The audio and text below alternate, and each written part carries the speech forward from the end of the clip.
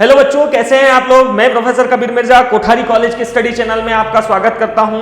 जैसा कि आप सभी जानते हैं, कोठारी कॉलेज लेकर आया है class 12 MP board and CBSE 2026 में आने वाले संभावित क्वेश्चन का सॉल्यूशन। जी हां, जिससे आप आपके ए ग्रेड को A++ ग्रेड ला सकते हैं। इसी कड़ी में फिजिक्स का आज हम अगला टॉपिक पढ़ेंगे, जिसका नाम है LCR सर्किट, या मैं यूं कहूं LCR परिपथ, जो कि एक बहुत इंपॉर्टेंट टॉपिक है और अक्सर 5 नंबर में पूछा जाता है। आइए शुरू करते हैं। ठीक है, LCR परिपथ, या मैं कहूं माना एक प्रेरकत्व L, संधारित्र C तथा एक ओमीय प्रतिरोध R, तीनों एक प्रत्यावर्ती धारा स्रोत एक श्रेणी क्रम में जुड़े हैं तथा किसी क्षण प्रत्यावर्ती वोल्टता समीकरण उसका है निम्नलिखित है। हम इससे रिप्रेजेंट कर सकते हैं, या हमको इसको इंग्लिश में हम कैसे लिखेंगे, let an inductor L, a capacitor C and ohmic resistance R can be connected in series। किस फॉर्म में कनेक्टेड है? सीरीज फॉर्म में कनेक्टेड है। ठीक है, with an alternating current source and the instantaneous alternating voltage is given by following equation। ठीक है, चले देखिए, सबसे पहले हम आते हैं इस एक सर्किट के ऊपर जिसका नाम है LCR सर्किट। कौन सा सर्किट? LCR।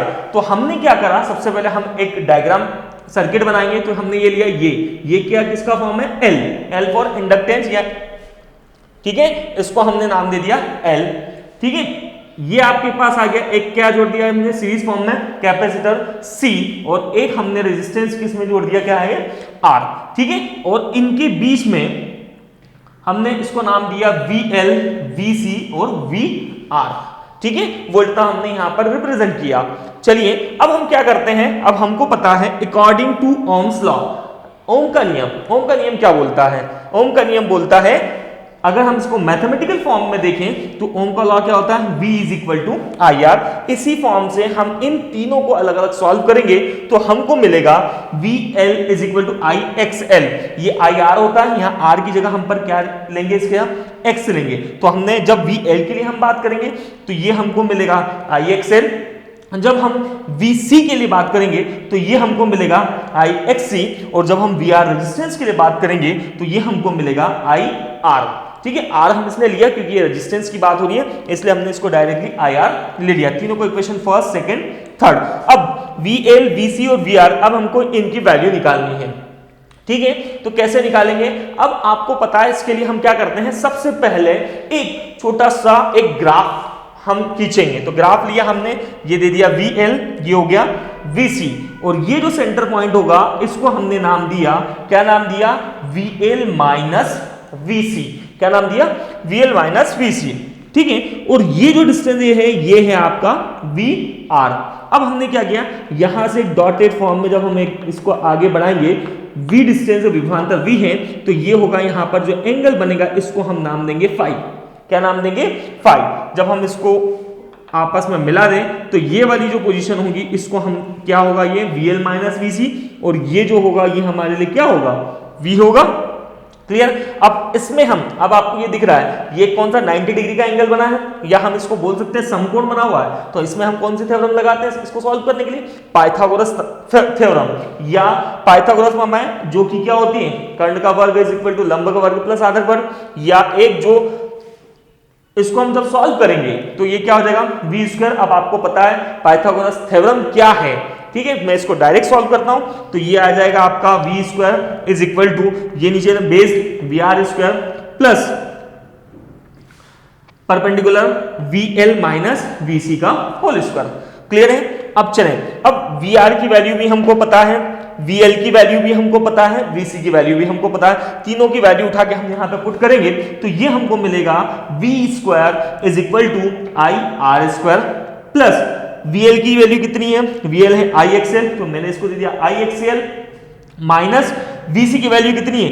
IXC, तो ये हमने रख दी IXC का, ये आ गया whole square. Any problem?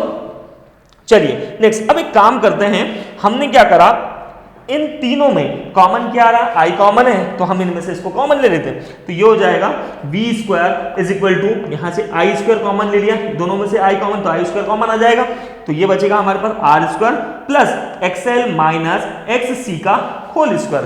Clear है? अब एक काम करो, ये आई स्क्वायर इधर मल्टीप्लाई में, तो इधर आके क्या हो जाएगा, डिवाइड में, तो ये हमको मिलेगा V square upon I square is equal to R square plus XL minus XC का होल स्क्वायर।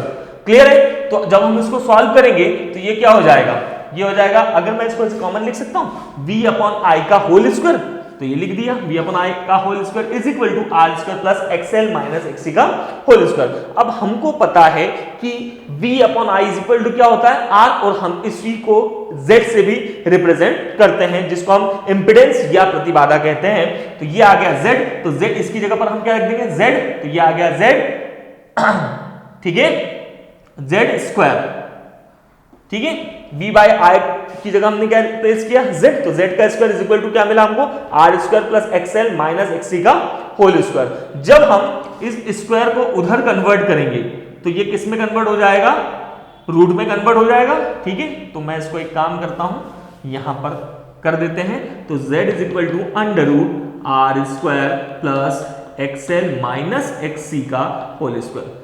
क्लियर है? अब हमको पता है हम क्या करते हैं, एक्सएल को ओमेगा एल में हम रिप्रेजेंट कर सकते हैं और एक्ससी को 1 बाय ओमेगा सी से रिप्रेजेंट करते हैं। ये क्यों करते हैं, हमने पिछले बहुत सारी चीजें हमने 12th में इसमें पढ़ी हैं, तो हमने वहां से लिया है। क्योंकि हम ये एग्जाम टारगेट कर रहे हैं, तो हम लिमिटेड टाइम में ये क्वेश्चन सॉल्व कर रहे हैं। इसको मैं ये डायरेक्ट लिख रहा हूं कि एक्सएल इज इक्वल टू क्या होता है, ओमेगा सी, और X C is equal to हमने माना 1 अपॉन ओमेगा सी।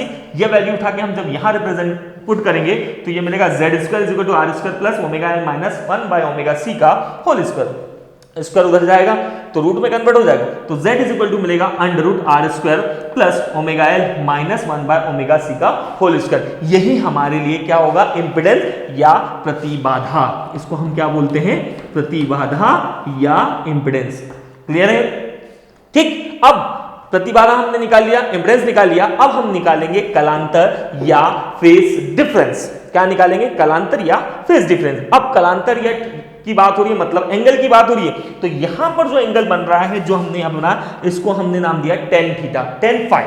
क्या दिया है, फाई, तो हमने क्या लिया, टेन फाई। तो tan phi is equal to क्या होता है, लंब बटे आधार या परपेंडिकुलर अपॉन बेस। तो इसी बेसिस पे जब हम इसको सॉल्व करेंगे तो ये हमको मिलेगा tan phi is equal to V L minus V C by V R. कैसे आया, लंब क्या है, ये रहा, तो ये हो गया वी एल माइनस वी सी, और क्या है, बेस यानी कि आधार, ये हमारे पास क्या है, वी आर, तो ये रखा V L minus V C by are.